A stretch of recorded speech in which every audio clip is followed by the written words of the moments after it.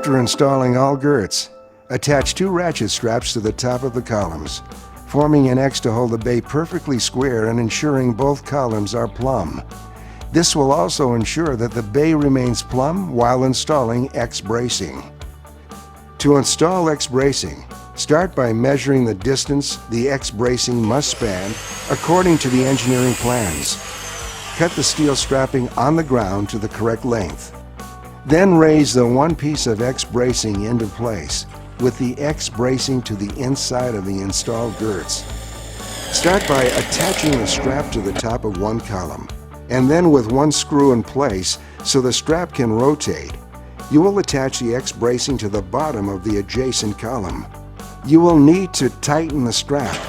To do this, first pull the strap tight by hand and drill a hole through the strap only. Then drill another hole in the column about 1/4 inch beyond the first mark. Then angle a screw through the hole in the strap and the hole in the column, which will tighten the strap. Install screws as instructed by engineering drawings. It is recommended that you install a screw at every location where a strap crosses a girt to limit any rattling between the two members. Once X bracing is fully installed in the bay, you can remove ratchet strapping.